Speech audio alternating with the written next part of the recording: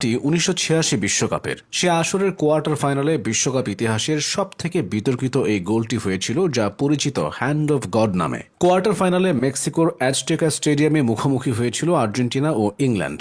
এর মাত্র কয়েক বছর আগে ফকল্যান্ড দ্বীপপুঞ্জ নিয়ে ইংল্যান্ড ও আর্জেন্টিনার মধ্যে একটি লড়াই হয়েছিল, যার ফলে মাঠের এই লড়াই রূপ নিয়েছিল এক রাজনৈতিক লড়াইও। ম্যাচটি মাঠে গড়ানোর শুরু থেকে সেই উত্তাপ ছিল খেলোয়াড়দের মধ্যে, এমনকি গ্যালারিতেও। টানটার উত্তেজনার পর ম্যাচের প্রথমার্ধ শেষ হয়েছিল গোলশূন্যভাবে। দ্বিতীয়ার্ধের খেলা শুরু হতেই আর্জেন্টিনার আক্রমণাত্মক রূপ দেখা যায়। ম্যাচের 51তম মিনিটে ম্যারাডোনা মাঝমাঠ থেকে বল নিয়ে ইংল্যান্ডের 3-4 জন ডিফেন্ডারকে কাটিয়ে পেনাল্টি বক্সের সামনে থাকা সতীর্থ হোর্হে ভালদানোকে পাস দেন।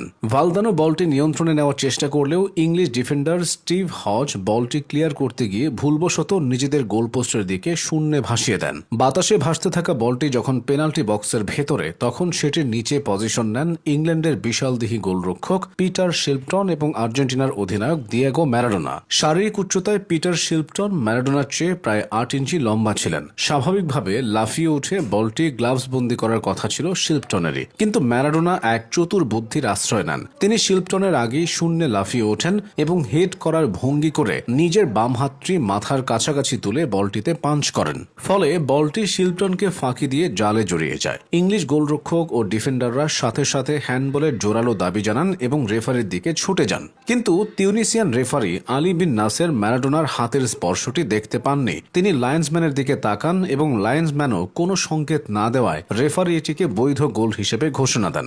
আর্জেন্টিনা 1-0 ব্যবধানে এগিয়ে যায়। গোলের পর ম্যারাডোনা যখন উদযাপনের জন্য দৌড়াচ্ছিলেন, তখনও তার সতীর্থরা কিছুটা দ্বিধাদ্বন্দ্বে ছিলেন। ম্যারাডোনা নিজেই পরবর্তীতে স্বীকার করেছিলেন যে তিনি সতীর্থদের বলেছিলেন, আমাকে এসে জড়িয়ে ধরো, তা না হলে রেফারি গোলটি বাতিল করে দেবে।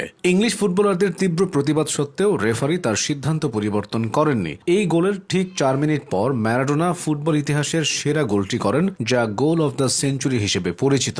মাঝমাঠ থেকে একক নৈপুণ্যে ইংল্যান্ডের 5 জন ফুটবলার ও গোলরক্ষককে কাটিয়ে তিনি সেই গোলটি করেছিলেন। ম্যাচটিতে আর্জেন্টিনা 2-1 ব্যবধানে জয়লাভ করে এবং শেষ পর্যন্ত সেবার বিশ্বকাপ ট্রফি নিজেদের ঘরে তোলে। ওই ম্যাচ শেষে সংবাদ সম্মেলনে যখন ম্যারাডোনাকে সেই প্রথম গোলটি সম্পর্কে জিজ্ঞেস করা হয়, তখন তিনি এমন একটি মন্তব্য করেন যা ইতিহাসের পাতায় চিরদিনের জন্য জায়গা করে নেয়। তিনি বলেন, গোলটি আসলে কিছুটা তার নিজের মাথার আর কিছুটা ঈশ্বরের হাতের ছিল। তিনি এই গোলটি নিয়ে বিন্দুমাত্র অনুতপ্ত হননি। সেই থেকে এই গোলটির নাম হয়ে যায় হ্যান্ড অফ গড। বহু বছর পর ম্যারাডোনা স্বীকার করেছিলেন তিনি ইচ্ছাকৃতভাবেই হাত দিয়ে গোলটি করেছিলেন এবং ফকল্যান্ড যুদ্ধের প্রেক্ষাপটে ইংলিশদের হারিয়ে সেই জয়টি ছিল তাদের জন্য এক মধুর প্রতিশোধ। ফুটবলীয় নিয়মের দিক থেকে এটি চরম বিতর্কিত হলেও ম্যারাডোনার চতুরতা, আবেগ এবং একই ম্যাচে ফুটবল ঈশ্বরের রূপ ধারণ করা, সব মিলিয়ে হ্যান্ড অফ গড ফুটবল ইতিহাসের সবচেয়ে রোমাঞ্চকর গল্প হয়ে টিকে আছে।